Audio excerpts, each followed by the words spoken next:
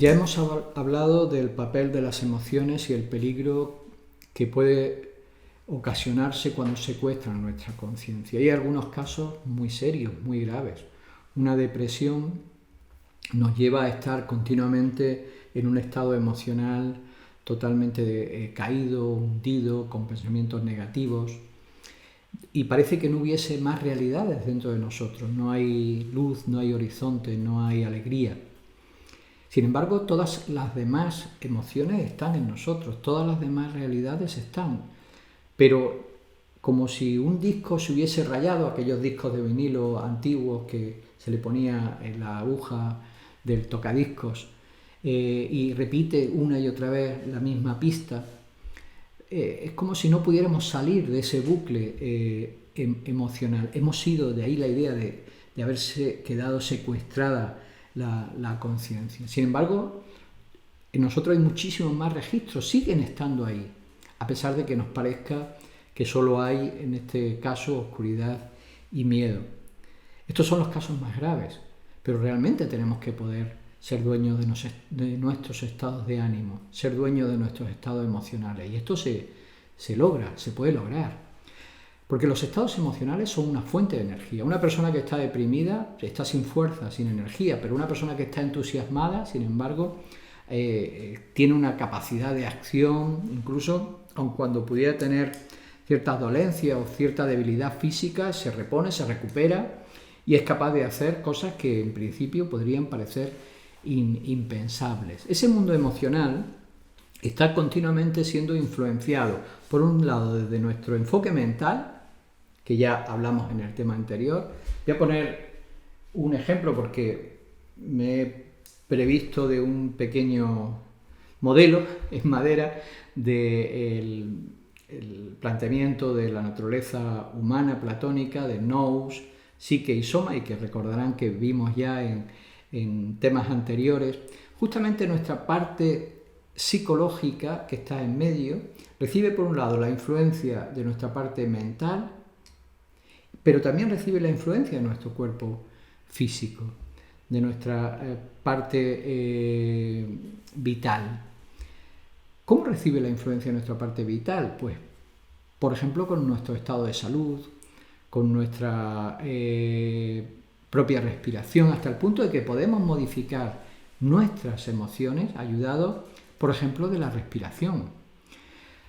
Atemperar y producir una respiración pausada ayudará a calmar nuestros estados emocionales. Nuestras palabras, nuestros pensamientos, nuestra imaginación también ayudará a conducir ese estado ese estado emocional. ¿Esto por qué lo explico? Porque debemos entender que todas esas herramientas están en nosotros. Y esa posibilidad pasa por un proceso de cultivo cotidiano a través del cual sepamos reconocer cómo emergen en nosotros nuestros diferentes estados y tengamos claro que será siempre desde nuestra conciencia, desde nuestro hegemonicón, el principio rector, desde nuestro enfoque más elevado, situado en nuestra capacidad de discernir, desde donde podemos cambiar nuestras experiencias de carácter emocional. Vamos a empezar a hablar de una de ellas, en realidad vamos a hablar de dos o tres, pero una de ellas que ya ha sido recurrente, porque es una de las que más, agobian al ser humano, que es el miedo y la ansiedad. Pero antes quiero leer dos frases de Séneca que hablan sobre el miedo. Dice Séneca: son más las cosas que nos asustan que las que nos dañan.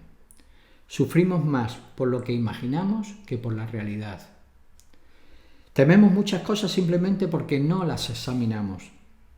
Temblamos y nos retiramos como soldados asustados que huyen al ver una polvareda, aunque haya sido levantada por el ganado, o que se asustan por rumores falsos del enemigo. Ciertamente, gran parte de nuestros miedos son ilusorios. los hemos ido generando. Otros muchos tienen un tamaño mucho menor, realmente suponen un obstáculo mucho menor de lo que realmente son.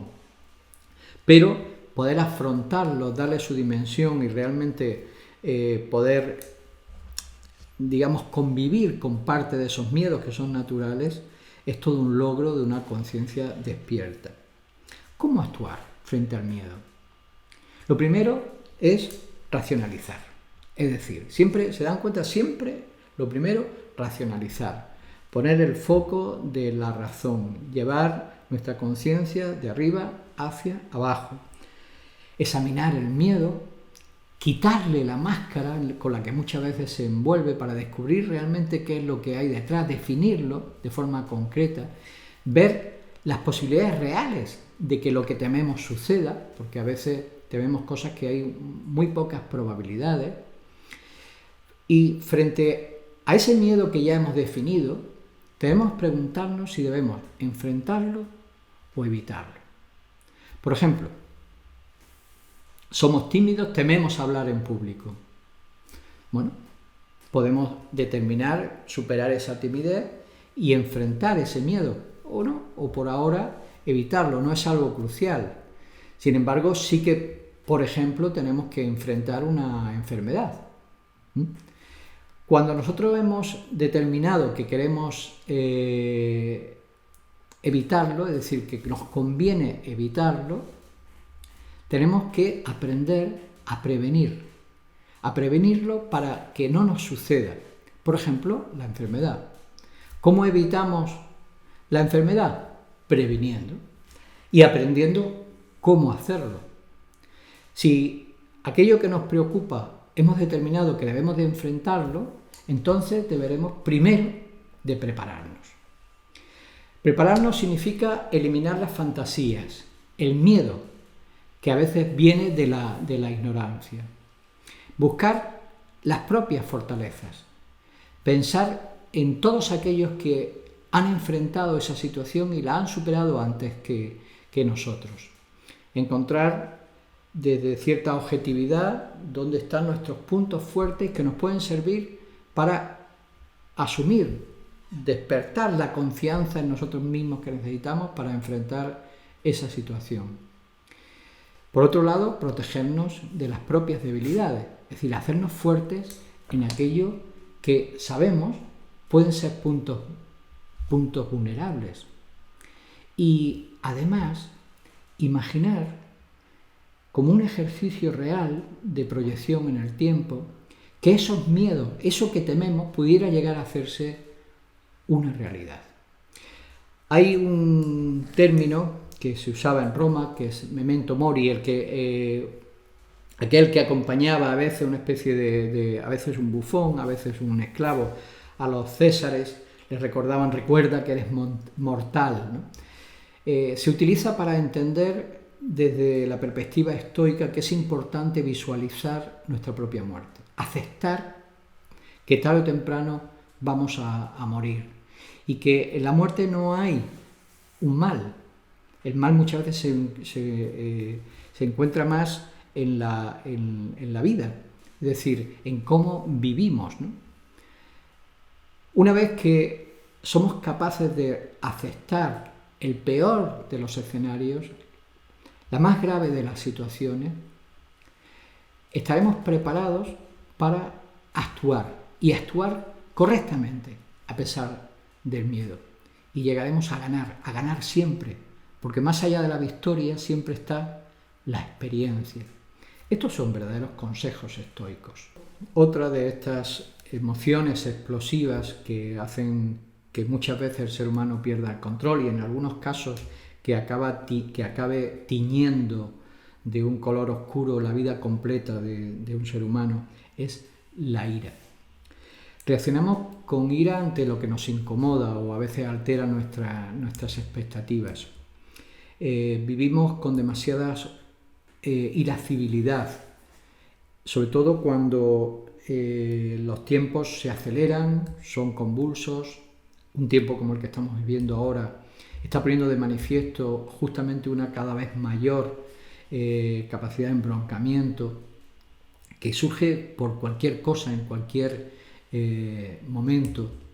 Ante la ira, vamos a ver algunas frases de Marco Aurelio, de Epícteto y de Séneca. Marco Aurelio dice: elige no ser dañado y no lo serás. Si no te sientes dañado, no lo habrás sido. Epícteto: cuando pienses en alguien que te ofende o te insulte, no te dejes llevar por esa impresión. Recuerda que no es el comportamiento de los demás lo que te daña, sino tu juicio. Y Séneca: la mejor acción contra la ira es la postergación de la respuesta. Su primer asalto es duro, pero se debilitará con la espera. ¿Recuerdan cuando hablamos de la pausa estoica, de ser capaces de poner un tiempo, un espacio entre el impulso que recibimos y que nos hace reaccionar y la reacción? Pero en cualquier caso es algo que vivimos muchas veces. Y vamos a ver brevemente algunos pasos para poder controlar las reacciones emocionales de este tipo que nos perturban. Lo primero, volvemos otra vez, racionalizar. Imaginemos que de buena mañana hemos tenido un encontronazo, vamos conduciendo, o una llamada de teléfono o algo que enseguida saca nuestro mal humor. Y esto nos pasa a menudo, queremos vencer eso, queremos superar eso. Bien, el proceso sería el siguiente. Lo primero, empezar a observar cómo reaccionamos. Nos hemos propuesto cambiar eso y vamos a empezar no queriendo cambiarlo, sino simplemente conociéndolo. Vamos a observar cómo se van desencadenando los detalles, cómo vamos actuando en la medida en que se va produciendo ese embroncamiento en nosotros. ¿Cuánto dura? ¿Nos dura todo el día? ¿Nos dura una hora? ¿Cómo se desvanece? Por ahora, insisto, no es necesario que intentemos modificar nada, solo que realmente vayamos observándonos como quien se mira de fuera para conocer el proceso casi de una forma científica. Esto naturalmente irá produciendo un desapego del proceso y de nuestra propia reacción y una objetividad. Más adelante, y conforme vamos viendo cada vez que nos pasa cómo se desencadena el proceso, tenemos que ir tratando de reconocer el momento en que se comienza a desencadenar esa reacción. ¿Qué tipo de representaciones mentales intervienen? ¿Por qué se activa? Es como si buscásemos descubrir el punto, el momento, no solo el qué exterior, sino el qué facilitó que en nosotros hubiera esa reacción y se desencadenara ese estado emocional. Porque curiosamente la reacción, la idea del impacto va a durar muchísimo más que el impacto en sí mismo. Y puede ser que estemos hasta semanas contrariados con alguien, cuando en realidad a lo mejor, por suponer que hubo una intención, no pasó prácticamente nada. Vamos a empezar a partir de ese momento también a acortar la duración del estado emocional. Vamos a ir tratando de que, si bien nos hemos enfadado, nos dure lo menos posible, buscando recursos que rápidamente puedan cambiar nuestro propio imaginario para activar otro tipo de reacciones emocionales que no sean ese enfado. Y finalmente, anticipándonos, reconociendo cómo se produce, anticipándonos a la reacción para que casi prácticamente no se produzca. Es decir, verla venir y directamente decirle: te conozco, ya sé lo que pretendes, pero hoy no reaccionaré. No olvidemos, decía Epícteto, que cualquier persona capaz de hacernos enfadar se convierte en nuestro dueño. Si quiero, antes de ir terminando, hacer una pequeña acotación, porque estamos hablando de ese enfrentamiento para controlar los deseos, ese cuidado que hay que tener con los placeres que se pueden acabar convirtiendo en nuestros esclavizadores. Y es la idea de que a veces se ha identificado la privación del placer con el ascetismo. Esa idea espiritual ascética no se puede relacionar con la privación del placer, sería un falso ascetismo. Los estoicos no proponen la privación del placer, sino su control y su justa medida, porque consideran que todo lo que existe en la naturaleza tiene su papel. Lo importante es ubicarlo adecuadamente. Porque el sufrimiento y el dolor, en el sufrimiento y en el dolor para los estoicos no habrá ninguna virtud. En todo caso, la virtud estaría en cómo enfrentamos ese sufrimiento y esa adversidad, pero no en el hecho de sufrirlo. No nos hace grande el sufrimiento. Es más, si podemos evitarlo, mucho mejor. Y finalmente, para acabar este tema dedicado a la disciplina del deseo, sería elevar un canto al cultivo, no tanto de las emociones, sino de los sentimientos. Porque debemos diferenciar entre lo que es un verdadero sentimiento elevado, que participa del impulso hacia lo mejor y tiene su raíz en el alma, por ejemplo, sentimientos de bondad, de generosidad, de amor, de justicia, sentimientos estéticos, sentimientos metafísicos y místicos. Debemos diferenciar lo que es un sentimiento elevado de un impulso pasional o emocional. Y voy a poner dos ejemplos. No es lo mismo la verdadera humildad, que es una virtud, que sería esa ausencia de prepotencia, que lo que podríamos llamar sentimiento de inferioridad o sentido de inferioridad, ¿verdad? O no es lo mismo el amor, que sería un sentimiento elevado, que la atracción y el deseo, que sería un impulso pasional, un impulso emocional. Si nosotros vamos logrando sublimar nuestras emociones hacia verdaderos sentimientos, veremos florecer aspectos de nuestra naturaleza humana muy enriquecedores. Y lo más interesante, probablemente empecemos a rozar aquello que es la verdadera felicidad y que se puede producir en medio de las mayores adversidades, simplemente porque hemos puesto en juego esa capacidad de desarrollar nuestros sentimientos más elevados y no vernos atrapados simplemente por nuestros impulsos emocionales. El próximo día hablaremos de la disciplina del comportamiento, abordaremos el tema de la voluntad, así como el modo de enfrentar algunos aspectos de la vida cotidiana. Ya cada tema cuenta con el suma y sigue de todo lo que hemos visto hasta ahora y por eso corresponde ahora ya tener que hablar de justamente uno de los mayores escollos, que es el desarrollo de esa voluntad necesaria una vez que sabemos lo que queremos para poder realmente aplicarlo. Así que nos vemos el próximo día en el siguiente tema.